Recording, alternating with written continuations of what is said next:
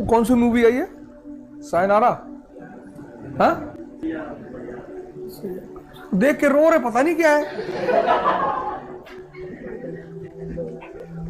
एक लड़का रो रहा था तो उससे किसी ने पूछा क्या हुआ, कहा मुझे 1 घंटा रोया, कहा मुझे अपनी पुरानी गर्लफ्रेंड की याद आ रही थी। उसके दोस्त ने कहा भाई तेरी गर्लफ्रेंड तो थी ही नहीं। तो फिर इस बात पे वो 2 घंटा और रोया कि मेरी तो थी ही नहीं यार, मैं क्यों रो रहा था। मरे हुए लोग रोते हैं, लोग बदलते रहना चाहिए। तो जा रहा जाओ, उसको बाकायदा फेयरवेल देकर आओ। जो भी तुम्हारी जिंदगी में तुमसे कह दे कि मैं जा रहा हूं या जा रही हूं, एकदम अभी जाओ, केक मंगाओ, खिलाओ इसको। नेक्स्ट, दूसरा लाओ।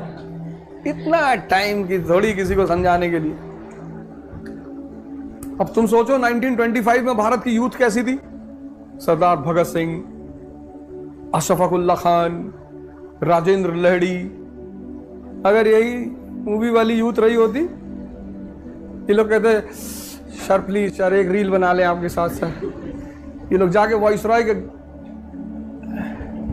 Sir you stay here sir, एक रील बनाना है बस। ये देश आजाद होता, ये तो जहां देख लेते अंग्रेज अधिकारी तुरंत सेल्फी लेने लगते।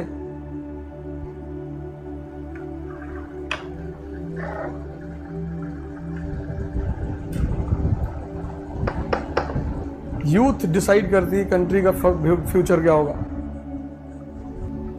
मरी हुई यूथ, रो रहे हैं, बदतमीज। मर्दों वाली क्रीम, कौन गोरा होगा उस क्रीम को लगाकर? पर 1 अरब 50 करोड़ लोग, उसमें से 60-70 करोड़ लोग गोरा होना चाहते हैं। ताकत पैदा करो। जा रहे हो ऐसे मोहल्ले की तरफ से और बैल को दबाए हो बगल में, ऊपर से लड़की माला फेंक देगी, वहीं से पहना देगी वरमाला कि बस तुम्हारे साथ ही रहना है। हैं? खाए हो मैगी, झूल रहे हो, आंधी चल रही है, पोल पकड़ के खड़े हो कि कहीं उड़ ना जाए, तुम्हारी शादी होगी और गलती से अगर हो गई नीले ड्रम में जाओगे फिर।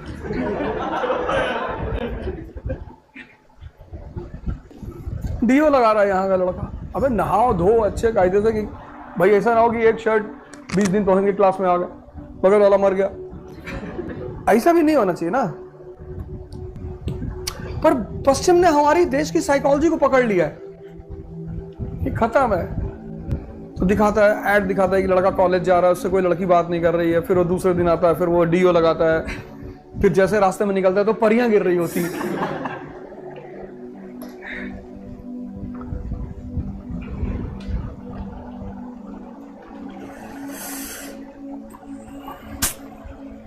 पता नहीं क्या स्कूलों में पढ़ाया गया, इसलिए मैं नहीं पढ़ा स्कूल में। लड़के मूवी देख के रो रहे।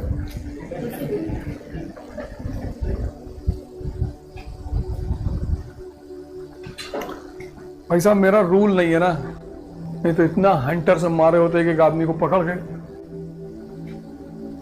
बहुत मारते। मतलब कुछ बातें मैं कनेक्ट ही नहीं कर पाता ना। मुझे लगता है कि ये कैसे हो सकता है यार, कोई लड़का रो रहा है और क्यों रोएगा, या लड़की ही रो रही है। पहले लड़कियां रोती थी तो बात समझ में आती थी क्योंकि वो डिपेंडेंट होती थी। अब उनको भी रोने की जरूरत नहीं है भाई। आज से 40 साल पहले, 50 साल पहले वो डिपेंडेंट होती थी, पढ़ी लिखी नहीं होती थी, न जॉब उनके पास नहीं होती थी। अब तो सब कुछ है उनके पास, उन्हें भी रोने की कोई जरूरत नहीं है। अब गाना गाने की जरूरत नहीं।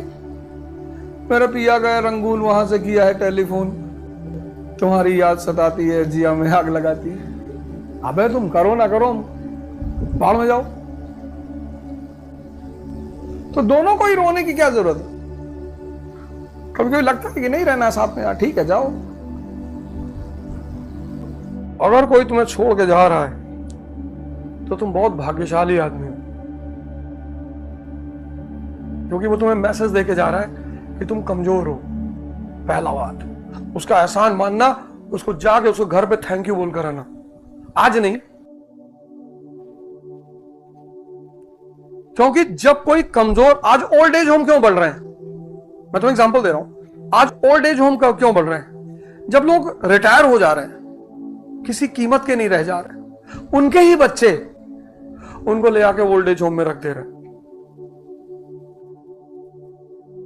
दिल्ली में एक ओल्ड एज होम है रोहड़ी में, वहां मैं जाता हूं, महीने, 1.5 महीने, 2 महीने जाता हूं, बड़ा मजा आता है उनके साथ बैठ के। मैं उनसे पूछता हूं, बहुत सारे लोगों से बातें करता हूं, उनके अनुभव देखता हूं।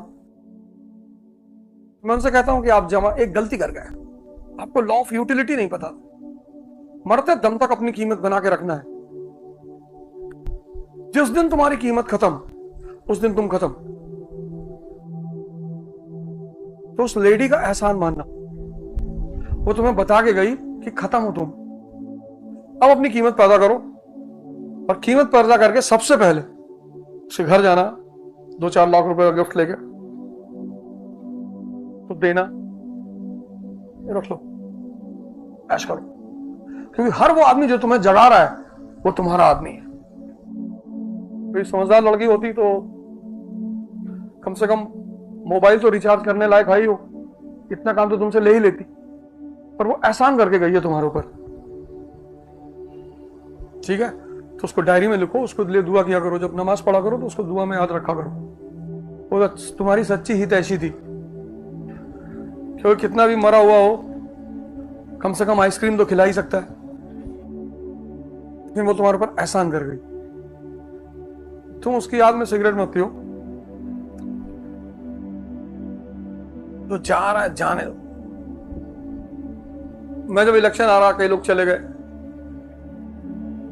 लोगों को लगा कि अब क्या करोगे, फिर मैंने एक कांड कर डाला, अब वो फिर आ रहे हैं, हम लोग बहुत बिजी हो गया था। अरे मैंने कहा बिजी उजी कुछ नहीं, तुम्हारी किडनी चाहिए मुझको। इसलिए मैं जिंदगी में उदास नहीं होता, क्योंकि मुझे लगता है कि यार तुम जीतोगे तो तुम्हारे साथ दुनिया आ जाएगी, हारोगे तो कुछ लोग भाग जाएंगे। जो लोग भाग जाएंगे उनको भागने दो, उन्हें बुलाओ मत। और अगर तुम रो रहे हो तो तुम खत्म आदमी हो। पूरी दुनिया को प्रेम करो, हाँ एक आदमी के चक्कर में पड़े हो।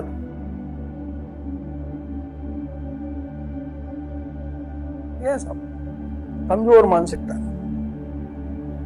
कभी कभी आदमी चीटेड फील करता है, मैं मानता हूं, दुखी होता है, पर कोई बात। देखो भगवान कृष्ण को कोई छोड़ के जा सकता है? पार उठा लेते हैं उंगली पे, टेलर बेटा उठा तुम्हारे घर पे रख देंगे। अरे भैया, शक्ति को कोई छोड़ के जा ही नहीं सकता, नियम है ये। पृथ्वी से उड़ने की कोशिश करो, ग्रेविटी खींच लेगी तुमको, शक्ति है, जैसा कूदोगे नीचे। तो ये सब घटनाएं जीवन में होती बदलने के लिए।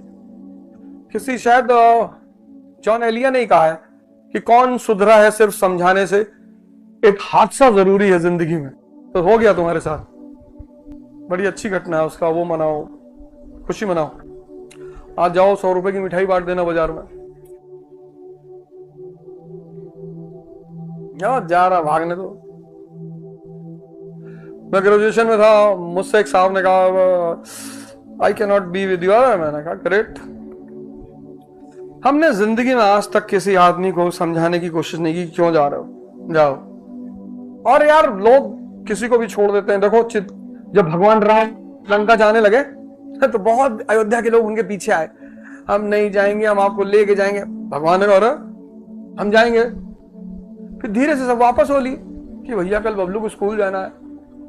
कोई भगवान राम के साथ जंगल गया, सिर्फ 2 लोग गए, एक लक्ष्मण जी, एक सीता जी। ऐसे तुम्हारी भी जिंदगी में कोई 2 लोग होंगे जो तुम्हारे संघर्ष में तुम्हारे साथ रहेंगे। बस उन 2 लोगों को याद रखना। बाकी एक हंटर खरीदो, उसको सुबह शाम देखा करो। ज्यादा लोगों की जरूरत ही नहीं है ना जिंदगी में। पूरी फौज, तुम चाहते हो कि पूरी दुनिया मेरे साथ मेरे स्ट्रगल में रहे, कोई नहीं रहेगा। कृष्ण के साथ कोई नहीं है, अकेला है वो। फिर पावर में ध्यान, योग, साधना, फिर महाभारत का युद्ध होता है। वो आदमी इतनी शक्ति पैदा कर लेता है कि वो दोनों तरफ से खेलता है, एम्पायरिंग। अर्जुन का विकेट गिरता है, वो हाथ ही नहीं उठाता, नो बॉल। अरे भीष्म पितामह, अरे बोले उतना ही बाण मारना जितना मैं बोलूंगा। तुम देखो जब महाभारत का वॉर शुरू होता है तो भीष्म पितामह फॉर्म में आते हैं, आगे निकल निकल के मार रहे हैं, 4-6 लगा है। अरे भैया ही तो पीट पाट के 50 ओवर में 500 का स्कोर बना देगा। फिर वो आदमी रथ का पहिया लेता है और भागना शुरू करता है भीष्म पितामह की तरह। बहुत हिंदुओं के घर में तुमने वो पोस्टर देखा होगा, when Shri Krishna picks up the wheel and runs towards Bhisham Pitama, and then Bhisham Pitama gets down. भगवान ने कहा कि जब मैच फिक्स है, क्या खेल रहे हो? बोले सॉरी सर।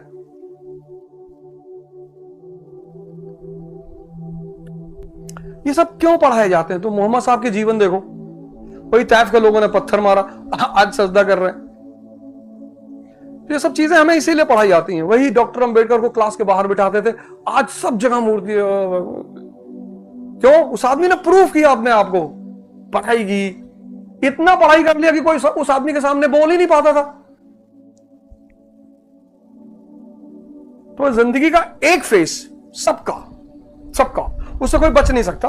एक फेस होगा, वो फेस होगा स्ट्रगल का। वहां तुम्हारे साथ मैक्सिमम 2 लोग होंगे, लक्ष्मण जी की तरह और सीता जी की तरह। फिर जब तुम जीतोगे और अयोध्या लौटोगे, तब हर घर में दिया जलेगा कि यहां हमने एक बार भैया को इमली खिलाई थी ना बे? जी जी।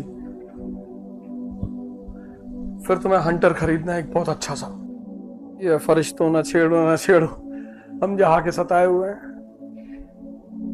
इसलिए मैंने आज तक ये गलती की नहीं जो तुमने कट्टा। किसी को प्रेम नहीं करना है, खुद को करना है। किसी को करना ही नहीं, जिसकी गर्ज होगी वो हमें करेगा, और हम उसे बताएंगे कि तुम दिन में कितनी बार हमें आई लव यू बोलोगे। और अगर उस वक्त नहीं बोला तो 100 हंटर मारेंगे। भिखमंगे की तरह लोगों को जाके कहना प्लीज लव मी, ये सब भिखारी के लक्षण है। यार बगैर और भिखारी भगाए जाते हैं, आगे बढ़ो। तुमको उसने कह दिया आगे बढ़ो, अब तुम दुखी हो। ये सब गलतियां करनी ही नहीं।